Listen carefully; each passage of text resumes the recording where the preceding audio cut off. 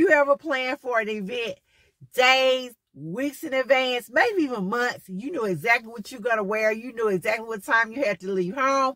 You knew absolutely everything about what you were going to do for that day, and something happened and you had to make an immediate change.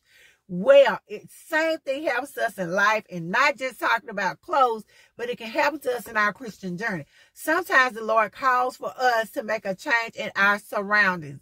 And so today we're going to talk about changing your surroundings. This is 2 Cute Life Lessons. I'm LaWanda Shields, and let's get right into this. Abraham is known as the father of faith because he trusted God in spite of whatever things looked like, whatever things were going on. He put his trust and his faith and his belief in God. One of the first things that God asked him to do was to move, to change his surroundings. We know Abraham originally lived in Haran. That's where his family was from, Haran. That's where he grew up. That's what he knew. But the Lord came to him one day and told him to move, to be ye separated, to come from among them. And he said he was going to take him to a land in which he was going to show him. He simply told him to go, and he was going to show him along the way. That takes a lot of faith to get up and move from somewhere you know, from where you're comfortable, from among your friends and family, and to go somewhere and not actually know where you're going. Abraham trusted God enough God felt that Abraham needed a change in his surroundings. He felt that he did not want Abraham to be influenced by the things that were going on in Haran, so he had him to move. He called this man from among his very people to start a new religion, to start a new belief and a new faith. So Abraham trusts him enough to follow him. And sometimes God is calling us to make moves, to make changes, and we need to listen to his word and not think that we know everything. Another example of God calling someone to leave from where they were to change their circumstances is Ruth. We know Ruth was a Moabite. She lived in Moab, but she was willing to follow her mother-in-law to a land she didn't know either, to live among her mother-in-law's people. So we know they didn't have a lot of money because we know Ruth ended up having to go glean in the field of Boaz.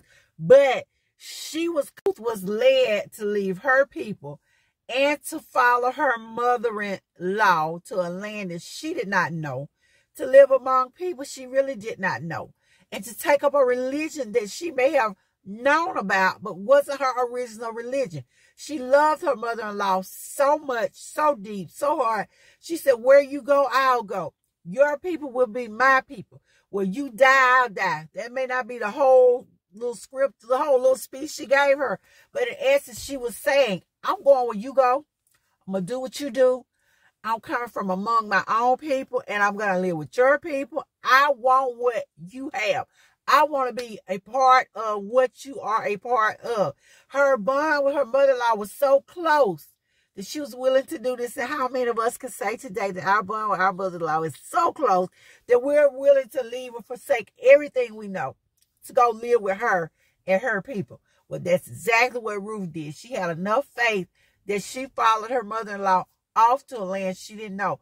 And there isn't a doubt in my mind that she was led to do this by God. God's spirit led her to leave these people and go live with her mother-in-law's people.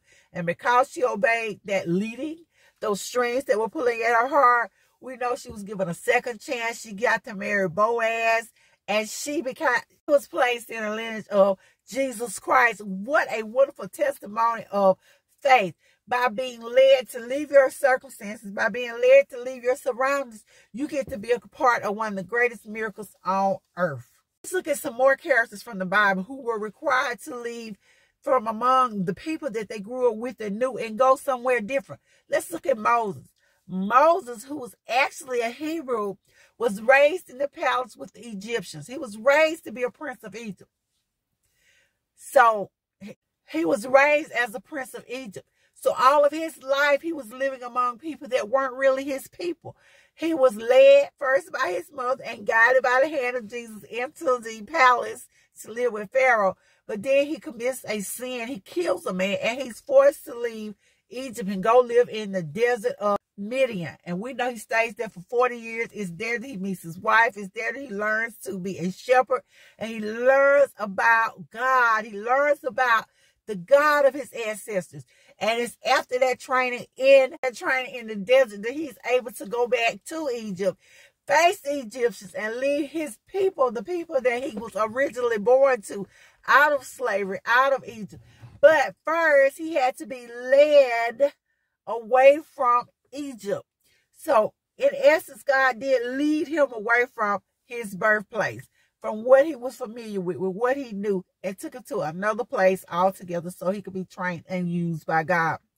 Another example of a person being forced to leave their surroundings was Lot. We know Lot is settled in the city of Sodom. And he sort of fell in with these people. I'm sure he had friends there, but we know that Sodom was a very, very wicked place, and God causes him to leave. When he gets ready to destroy the cities of Sodom and Gomorrah, he tells Lot, hey, he sends angels out to pick him up and get him out of there. And we know he has to leave where he was in order to be saved. Change your surroundings, change your circumstances, change what is going on with you. So no, God may not be calling you to actually physically get up and leave your surroundings, or leave your family and friends like he was doing these people in the Bible. But he's calling you to be different, to change your circumstances, change your surroundings. Maybe you need to change your friends, change some habits, change some behaviors. God requires us to change. So we're looking at changing our circumstances. So this has been LaWanda. She's a Too Cute Life Lesson. And today we have been talking about change your surroundings.